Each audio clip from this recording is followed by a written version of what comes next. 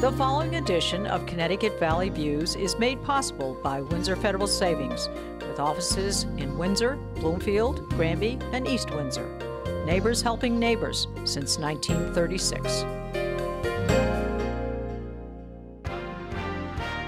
Join me, Susan Regan, host of Connecticut Valley Views, the most widely watched interview program on Connecticut Public Access TV. Proof to the people is the byline, insight without bias, generating a 360 perspective. Our mission is to focus on topical subjects with thought-provoking interviews regarding municipal leadership, current affairs, educational and political topics, as well as key destination points in New England.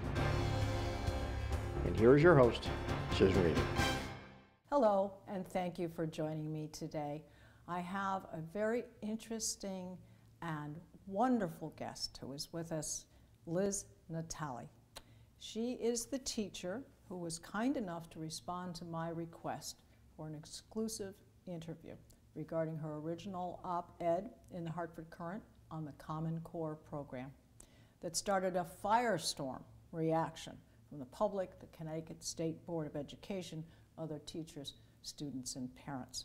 So it is my pleasure to have her as my guest, and I also wish to thank the Connecticut Historical Society for again providing this wonderful venue for our interview. They've been very kind to do so in the past, and they have once again graciously done so again. All right, Liz, a pleasure to have you here. Thank you, Susan. Okay. Thanks for inviting me. Okay, especially on this rather wintry day. Wintry weather that we've been having. If you tried to wait for good weather, we'd probably have to wait a while, since it seems like every other day we have some sort of a storm popping up. Let's not hold our breath for so. spring. Right, right. Well, let's just jump right into it. You had a widespread reaction. You had absolutely no idea that this would happen when you wrote that first op-ed. Is that right? Tell us a little bit about what happened. Well, I think all around me I've been hearing teachers be very frustrated with what is going on. And those conversations happen all the time in hallways and classrooms, and even at my own home, where I would take it home and complain about it at home. And eventually, my husband, in a fit of frustration one Saturday morning, said to me, you know, what are you going to do about it? You keep talking about it. Right. All the teachers are talking about it. What are you going to do? So, having worked in the journalism field early in my career, I had been a newspaper reporter, and I had done public relations work for a number of Connecticut colleges. I decided to, I'd say, put pencil to paper, but I'm not sure I can really say that, because I sat down at my laptop computer, and decided to just write down what it's like to be a teacher. Yeah. And so I wrote it. I sent it to a couple of newspapers who did not respond, and then sent it to the Hartford Courant, and they picked it up and said, yes, we'd like to print this. So I was happy to have a forum. Sure, of course. To put out my thoughts about it, never realizing that I would have the kind of reaction to it. Well, you struck a chord. Absolutely. And you struck a chord that crossed all boundaries, because students reacted to it. Some of your students wrote some pieces. Certainly parents have probably written to you, emailed you, spoken to you in the hallway, at school, and so forth. Obviously administrators, there are some defensive people about it who are obviously defending the core program. But I think what's interesting is that people have said to you that you've been brave, but you don't feel brave. You feel how? Well, I certainly wasn't criticizing my school. I was not criticizing the town in which I work. The issue is much larger, and I think that's evidenced by the number of people who have written to me from across the country. I've gotten emails from people in Wisconsin, and California, and Florida. Right. So, you know, this is not a local issue. It's not even a state issue. It's broader than that. And I felt that I certainly had a right to free speech. And I was tired of just complaining and talking to people in hallways who were also complaining. It seemed like there was a time when there should be some action taken. And I didn't, because I wasn't being critical of my school system, I didn't think it was that much of a risk. Well, I think you're really speaking on behalf of what's best for the children, because you were seeing things in their class. They were taking a test, and you've expressed to me that they felt that they were trying to trick them by virtue of how even the instructions were given. Right. There are three basic issues here. There's the Common Core, and then there's the fact that we have this Sbac testing, this Smarter Balance Assessment Consortium testing, which is computerized testing for the students, and then all of that is linked to teacher evaluation. And they've all become entangled in this. With the Smarter Balance, which is the computerized testing that you're talking about, if in fact Common Core was designed to help close the achievement gap, having children who currently struggle already, many of whom don't own computers at home, take a test on a computer makes absolutely no sense to me. Well, they're kind of behind the 8 ball to begin with. Absolutely, because a lot of them feel like they're not being tested on the English skills, the language arts skills, or the math skills, the reading and writing. They're being tested in a lot of ways on their ability to manipulate the computer program. There's a lot of clicking and dragging and double screens where they have to scroll up and down. And even the most technologically savvy of my students is not happy with that. Yes. Students, at least at this middle school level, love computers. They love to play games on them. They like to look up things on the internet. Some of them even enjoy the word processing aspect of it. But they don't want to be tested on a computer. Well, maybe what really needed was a little bit of preparation for this so that they understood the actual format for what the testing was going to be like and explaining it to them, and then proceeding ahead with the material that would be presented. But instead of that, they had something that they had never seen before presented up front before they even got to the part to use their practical abilities to apply what they'd learned in the classroom. So they were stumbling up front before they could even get to the next part. Right, absolutely. And that throws you off. It absolutely. It unfocuses you. Yeah, you're right on target with that. I'm not as familiar with the math portion because I'm an English language arts teacher. But on the math level, the teachers are describing this as all of the curriculum being pushed down a year. So the things that a third grader would have learned, the third grader's now learning fourth grade material. And the fourth grade student is learning fifth grade material. In essence, they've skipped a year of math. Right. So they are totally baffled by that part of it. And that's where I think that tricking aspect comes from. Right. There was a woman who posted something underneath my original op-ed piece, and she said that one of her third graders had looked at her in desperation during one of these tests and said, "Why are they trying to trick us?" And that's a terrible thing for a student to feel. I know. And a very young student who's starting out in their educational years may put them off extending their education. Absolutely. I think that for high school students, this is probably less of an issue. I think that it's the biggest issue on the elementary school level. During the days of the CMTs, I know at my own school, on my own team, we always talked up the fact that students were going to be able to showcase what they'd learned. Yes. They knew so much, that's right, and we're going to go in there and we're going to conquer these CMTs and we're just going to show off. I don't think students are going to have that feeling at all this year. Right. They're feeling like this is some sort of a trick. It's designed to get them to slip up rather than to showcase what they've learned. It's a little like going into a spelling bee, and then before you start the spelling bee, you're asked if you could name all the states in the United States and what are the major cities. And not being prepared for that. Not being prepared for that. So I think it's catching them off guard. Well, you do say that your opinions about Common Core, in theory, it's good, but I dislike the implication that reading fiction is not as valuable as reading nonfiction. So take us a little bit further with that. Right, I could.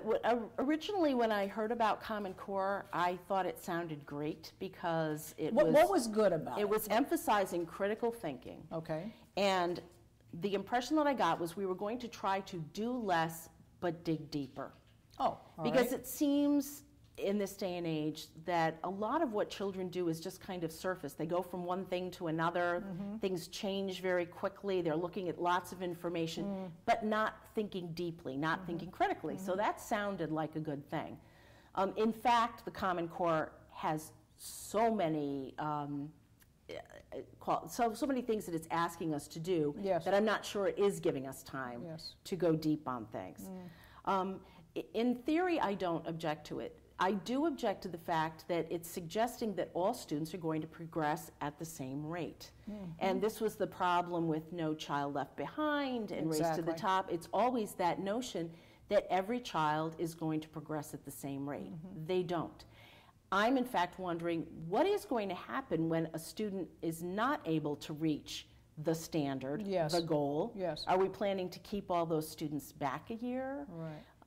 You know, there's too many variables to expect that every child is going to progress at the same rate. Developmentally, they're not the same. And really, to the point, Common Core supposedly is to bring everybody to an equal level, but what it does is it really kind of cuts the men from the boys and who's going to make it and who's not going to make it.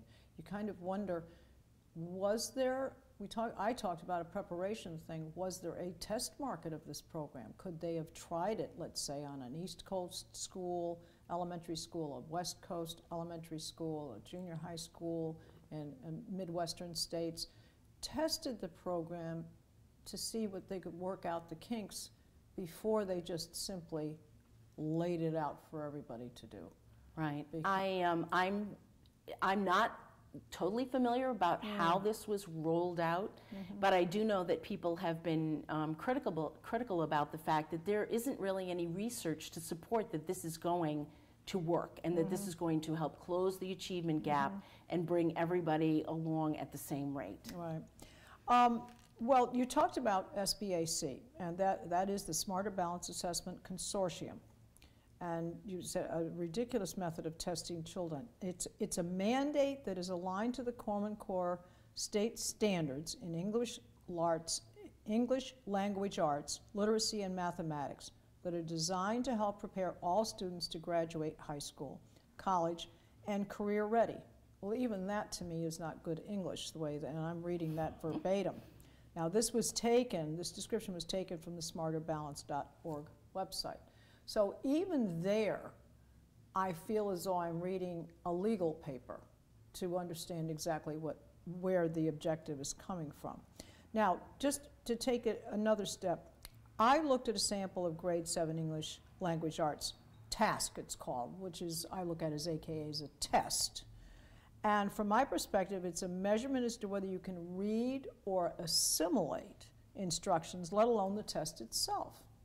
So as we said, you have to kind of wade through the instructions to understand how you need to utilize all of the parts and segments of the test to help you to get to the part where you actually work on and provide the information that you have learned thus far. And that in itself is a task. And as we said, it puts student in an unfocused thing. I would call it a practical application test more than a learning test. And I'm wondering if some of this comes from the technology part of it. You know, you were asking a question along these lines. The Common Core allegedly is focusing more on technology. The technology is wonderful. It's a great tool. But the basic thing that students have to learn is to be able to read and write and do basic mathematics and think critically. The technology can come later. And the technology does no one any good unless they can do the thinking that they need to be able to do to have the technology work for them in the proper way. They're making a big deal about this nonfiction reading. I'm not sure why fiction isn't something that can help people think critically. It always has been. I guess personally, I'm a big proponent of the liberal arts. And you aren't going to see the largest, most prestigious liberal arts colleges going down this road because the liberal arts stress, they're not stressing the technology part of it. They're stressing the critical thinking, the ability to read and write and think critically. All right, let's talk a little bit about now this whole impact at the same time. You have parents that are concerned that their children are not learning, and you have parents, there are some parents, I guess, who are for it out there, who feel the program has a great deal of merit. There are parents who have children who are unhappy at home and are expressing themselves, that they're not comfortable, they're not happy, and they don't feel they're being tested on the material that's been taught to them by their teacher. You have school administrators that feel as though there's a mandate to have the program, like it or not, and whether your Their hands are tied. Their hands are tied. But then we have this other piece about the teacher evaluation. So let's talk to that a little bit. Teacher evaluation is the result of how well your students are doing. Am I correct in making that statement? Yes, there's a large part of it is right. resting on their ability to pass these computerized tests. Mm-hmm. Now, in teacher evaluations, because I'm not in that, I'm not a teacher, I'm not in the program, are teachers, what's known in the corporate world is a 360, where you get input from your peers, people work with you, your superiors, anyone who works for you, perhaps even external people, consumers, clients, and so forth that have to work with you. Is that how a teacher evaluation works, or where does the evaluation generate from?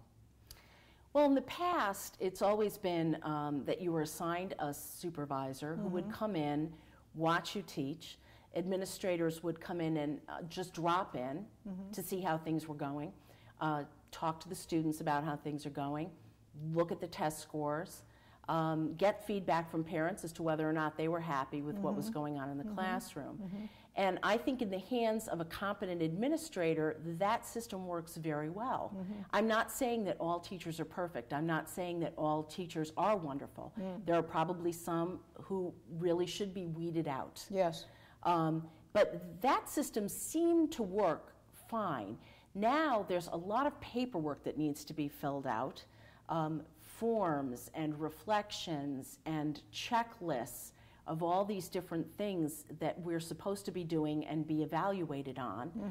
We actually have a teacher evaluation notebook. And one of my points that I've been trying to make is that professionals generally are not evaluated in this way. I don't think doctors have an evaluation notebook with checklists of things that they're supposed to be doing. I don't think they have a lot of insurance forms. Right, they have paperwork, definitely. Yes. But I don't think lawyers are asked to fill out all of these forms.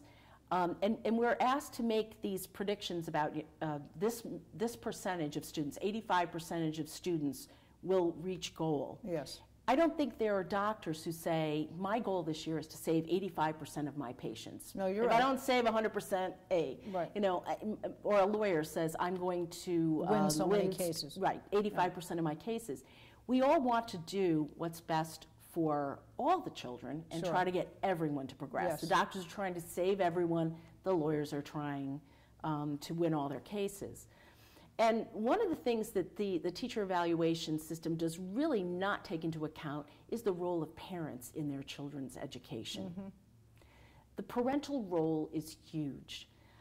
You can be the best teacher in the world, and if you don't have a student who does homework, whose parents hold that child accountable, that if you call the parent and say, I love that word, accountable, that this child is not doing well because he or she is not making an effort, and you need to be able to expect that that parent is then going to follow through with that child and that there will be consequences.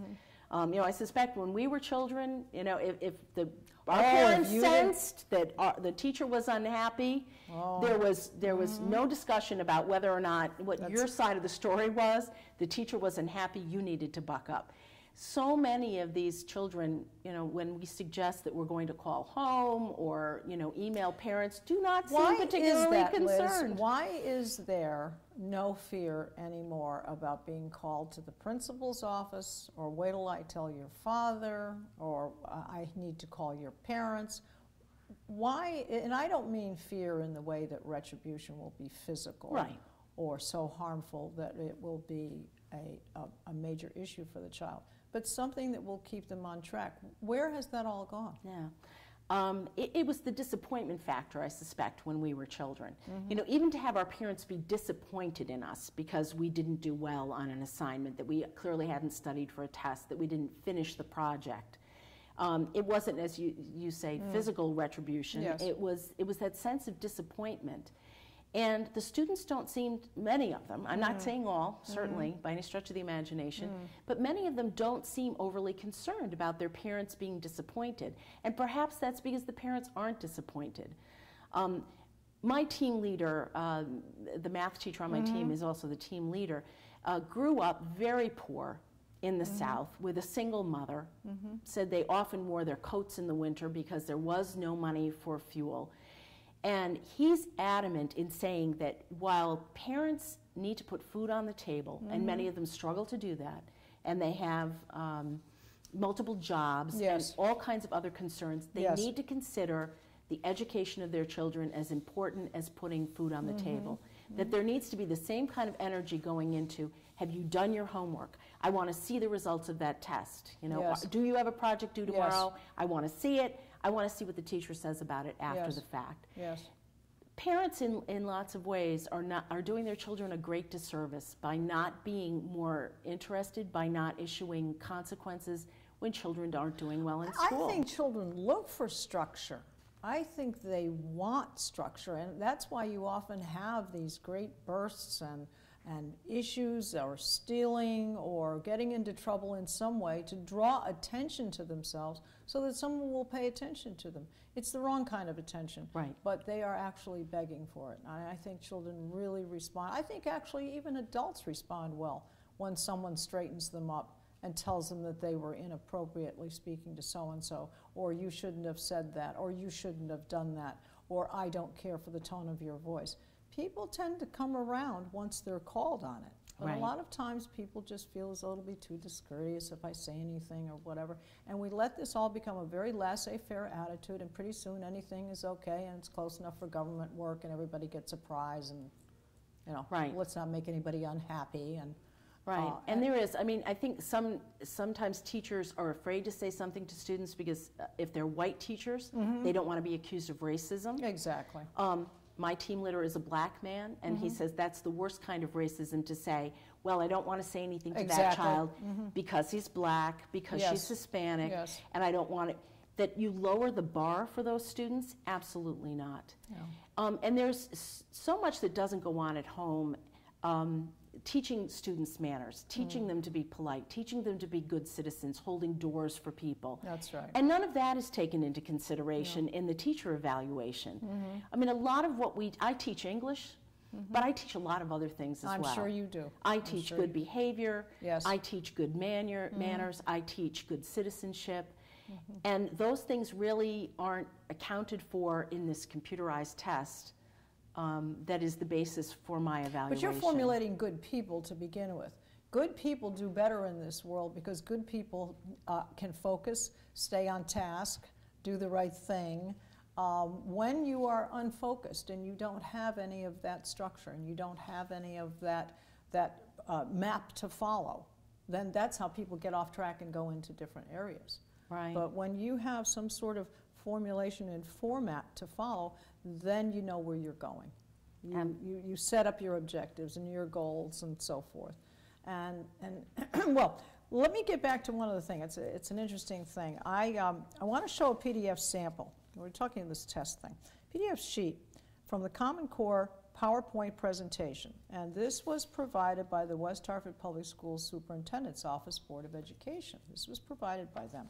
Now, this is a sheet that actually says, this is an actual PDF that was presented to parents, sample math, a constructed response. And on it, it says, Jack, Max, and Annie are hiking on the same trail.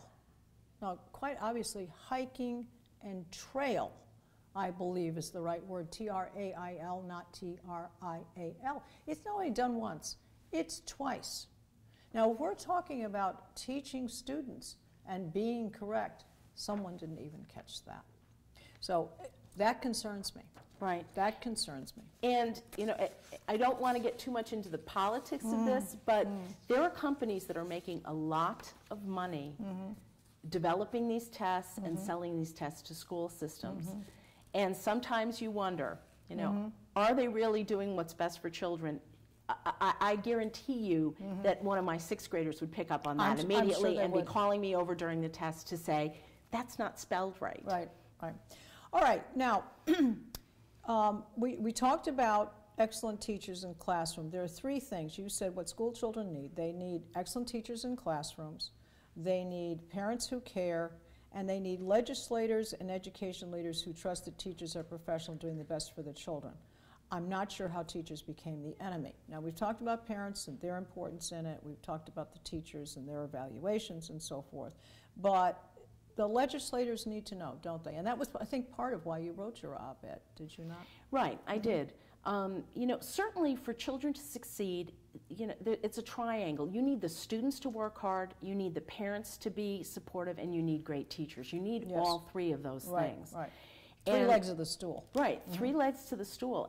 And I'm not exactly sure when teachers became the enemy. Somehow everything is pointing now to teachers. Teachers are at fault if students are not doing well. We're not looking at how the students are performing, what kind of effort they're making. We're not talking about how the parents are raising these children to be respectful of adults in a building. Lots of times we have conversations with children who are just amazingly disrespectful to adults, and you can only imagine that that goes on at home as well. That's right. The legislators need to trust that the teachers are doing the best that they can. One of my colleagues said it's a little like somebody going to the dentist with a toothache and then blaming the dentist because they have a cavity. Yes, yes. You know, we as teachers are trying to solve problems. We are trying to give students and parents the tools that they need to have students succeed. But if the students don't follow through with that, if the parents don't follow through with that, I don't know how they can blame me, the dentist. Yeah. No, you're absolutely right. Well, everybody has to put their best foot forward, much like anything in life, any kind of a team. If you have the team number one person as the forward, is in making sure that that ball is down to the goal, and you have someone backing you up to send that ball forward. Everybody has to be on the team on the same page and working towards that. Otherwise, you are going to have a lag. It's going to mess But right now, it's all about the teachers. Yes. Well, you've expressed yourself, and I don't want to use the word defended in the wrong way, but in free speech, I've been able to state it. You're not a political person. You're doing it because you really feel that there is an issue in how we're teaching our students, and this is very important to you because the students are your whole key. Your report and your evaluation will be a result of that, but your objective is to get the students where they need to be and to teach them how they need to be. Interestingly, you said that Senator Beth Bayh encouraged me to write my second op-ed, which you have not written yet. And although I didn't, my speaking out has been a lesson, you said, for me and my students, two of whom wrote letters published in the Current. Now, I just recently did interview Beth Bayh, and of course she is an educational, young children's education person by background and career, and so she's very supportive of you. And I just wanted to say one other thing in closing. You stated, when I wrote my piece, I had no idea it would generate the conversation it has, but I'm happy to have played whatever part I did in bringing the issue to the fore. And I think you have really stated truly what's in your heart about that. Yes, I'm speaking as an individual, I'm speaking as a teacher, I'm speaking as someone who cares about children. We want to do what's best for the children. Well, what I appreciate is the fact that you took the time to speak to Connecticut Valley Views and to give us the opportunity to get your story out. Hopefully we've responded to a lot of points, I believe, that you wrote in your article, that people have written to you about, and that people can contact you. They've been able to do it thus far. They'll be able to reach you, and they certainly can write to us and email us how they feel about your position, how they feel about Common Core. But it has been a pleasure. Thank you for this forum. This is really important, and I'm sure that people will enjoy this as much as they did the op-ed. Great, Thank Liz. you. Great. Well, I want to thank Liz again, and I also want to thank the Connecticut Historical Society for giving us the opportunity for this beautiful venue that we have here. And I want to let you know that you can see us on Facebook, and you can see all of our programs on our website at www.ctvvalleyviews.com. This is Susan Regan. Thank you for joining me in bringing proof to the people.